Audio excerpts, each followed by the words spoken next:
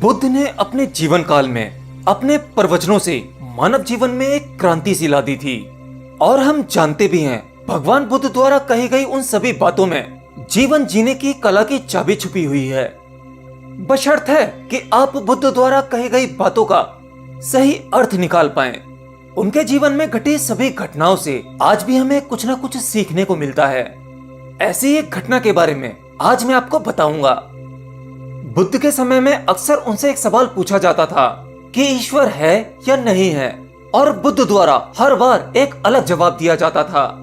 और आज मुझसे भी यही पूछा गया है कि डियर क्वेश्चन वर्ल्ड, आप बताइए कि बुद्ध भगवान को मानते थे या नहीं। ईश्वर के बारे में पूछा गया ये प्रश्न आज भी उतना ही खतरनाक है जितना कि भगवान बुद्ध के समय में था। लोगों द्वारा ये प्रश्न बुद्ध से कई बार पूछा गया, लेकिन बुद्ध ने इस प्रश्न का कभी स्पष्टीकरण नहीं किया। एक बार कुछ ऐसा ही हुआ। एक जिज्ञासु बुद्ध के प्रवचनों को लगातार सुन रहा था और वो जिज्ञासु उनकी बातों से सहमत भी था।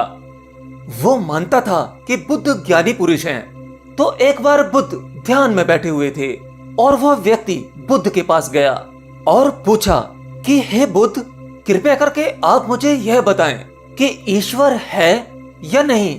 इसके साथ ही मैं आपसे अनुरोध करता हूँ कि मेरे इस प्रश्न का बिल्कुल सीधे सीधे जवाब दें, क्योंकि बुद्ध के बारे में ये बहुत ही प्रचलित है कि बुद्ध किसी भी सवाल का जवाब सीधे सीधे नहीं देते थे। उनके जवाब रहस्यों से भरे होते थे। तो जिज्ञासु ने पूछा कि मुझे ईश्वर के बारे में आपसे सुनना है, ईश्वर है या नहीं। बुद्ध ने उस व्यक्ति को सुना और मुस्कुराए और फिर उस जिज्ञासु से कहा, चलो ठीक है, मैं जवाब दूंगा, लेकिन उससे पहले कुछ प्रश्नों का उत्तर मैं आपसे चाहता हूँ। पहले उन प्रश्नों का जवाब आप मुझे दे दो। उस जिज्ञासु ने कहा, हाँ बिल्कुल, आप मुझसे सवाल पूछिए। तो बुद्ध ने पहला प्रश्न यह पूछा कि क्या तुम सूर्य को मानते हो। अब उस जिज्ञासु ने बुद्ध की तरफ बड़े ही अजीब तरीके से देखा और कहा कि हे बुद्ध, ये किस प्रकार का प्रश्न है? क्या मैं कोई बालक हूँ जो ये बालक से पूछे जाने वाला प्रश्न आप मुझसे कर रहे हैं? सूर्य तो साक्षात प्रकट होता है, पूरी पृथ्वी को रोशनी देता है, पेड़ पौधे कीट पतंगे पशु पक्षी जानवर और हम मनुष्य इन सबको ऊर्जा देता है। सूर्य तो साक्षात है। तब बुद्ध ने पूछा कि ईश्वर को मानने का प्रश्न क्यों आया, क्योंकि जिस प्रकार सूर्य साक्षात है तब उसे मानने का कोई प्रश्न नहीं उठता। तब ईश्वर के एवज में यह प्रश्न क्यों उठा? ईश्वर को मानने की क्या आवश्यकता है?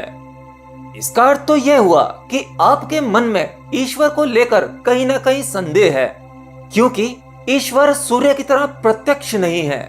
आप ईश्वर को भी बुद्धि से ढूंढने निकले हो, और बुद्धि केवल उन्हीं बातों को मान पाती है जो उसे प्रत्यक्ष रूप से दिखाई पड़ता है, और ईश्वर कभी भी प्रत्यक्ष रूप में आपको दिखाई नहीं पड़ेगा, और अगर दिख जाए तो वो ईश्वर नहीं होगा।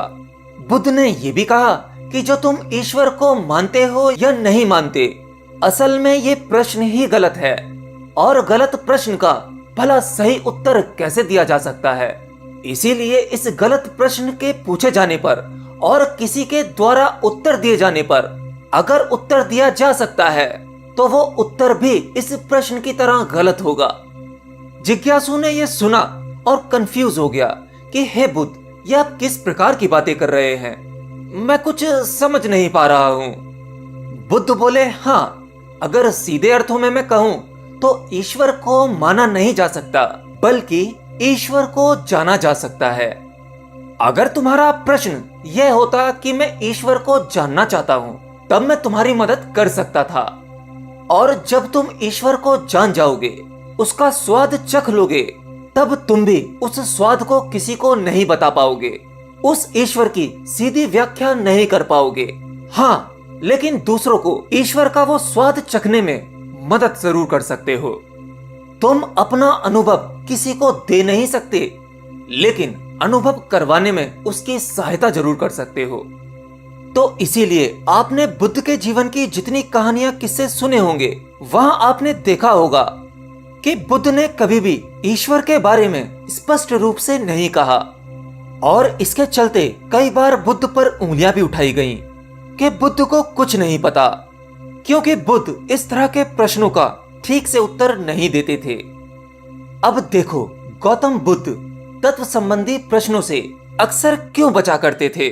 तत्व संबंधी मतलब ईश्वर और आत्मा, इससे रिलेटेड प्रश्नों के उत्तर वो अक्सर नहीं देते थे, और अगर कभी देना भी पड़ता था तो वह उदाहरण के माध्यम से उसे समझाने का प्रयास करते थे, क्योंकि ईश्वर और आत्मा के बारे में कभी भी स्पष्ट जवाब दिया ही नहीं जा सकता, यह संभव ही नहीं है। और मैं मानता हूँ कि बुद्ध को सच में ज्ञान प्राप्त हुआ था, वह उस परमात्मा का अनुभव कर चुके थे। और कोई भी व्यक्ति जो बुद्धत्व को प्राप्त हो जाता है, वो ईश्वर के बारे में या ज्ञान के बारे में आपको सीधे सीधे कभी नहीं बताता।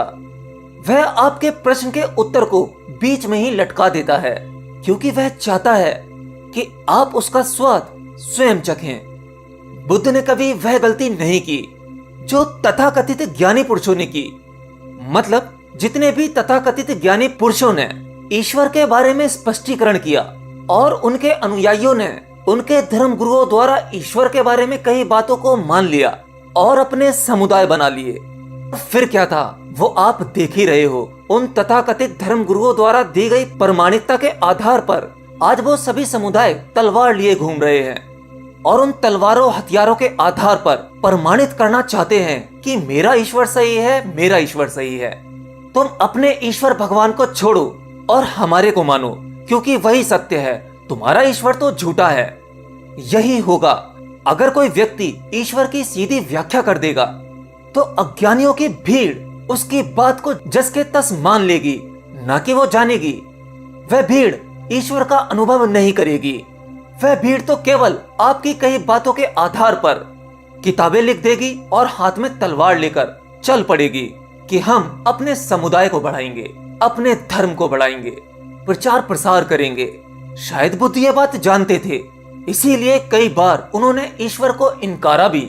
इनकार इसलिए किया कि ताकि आपकी प्यास और भी गहरी हो सके, आप स्वयं उसे जाने। अगर बुद्ध ईश्वर के बारे में सीधे सीधे कह देंगे तो भीड़ आंख बंद करके मान लेगी। और ऐसे ही हमने न जाने पृथ्वी पर कितने भगवानों, कितने ईश्वर को जन्म दे दिया है।